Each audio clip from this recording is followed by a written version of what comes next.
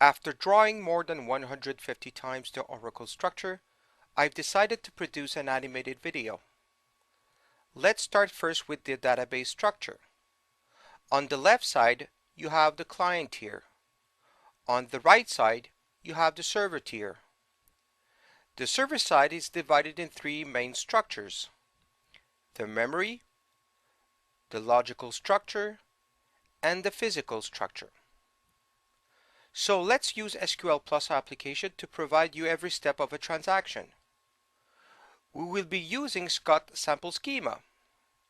It is important to know that the host string is an alias and not a database name. The string will be compared to this alias inside of a file called tnsname.ora. This file is similar to a DNS and will obtain all the necessary detail to reach the database server.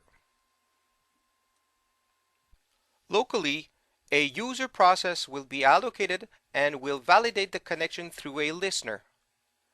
The listener will be in charge to allocate a server process. The user process is now linked to the server process. Let's now execute our first transaction. For this example, we will execute an update.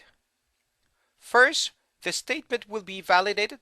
We call this step the parsing. The server process sends back the confirmation of the parsing.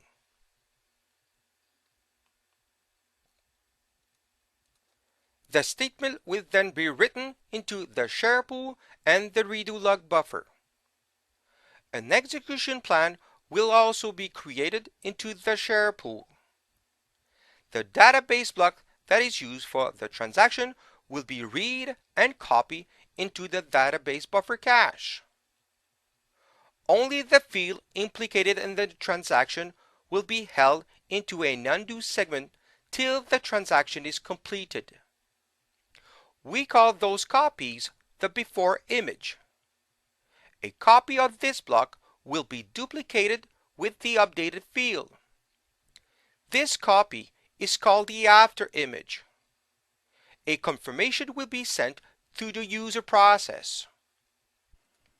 The commit statement will complete the transaction and will be written into the redo log buffer. The commit statement triggers the log writer process and will send all statements for the current transaction into the redo log file. The before image in the undo segment could be then deleted when the threshold of the undo retention parameter is reached. A last confirmation will be sent to the user process.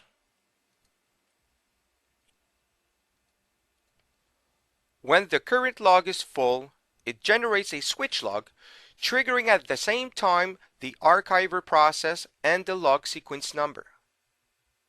The archiver will generate and archive the file with the content of the current log. A switch log will then trigger a checkpoint process that will increment the checkpoint number by applying this last number into each data file header.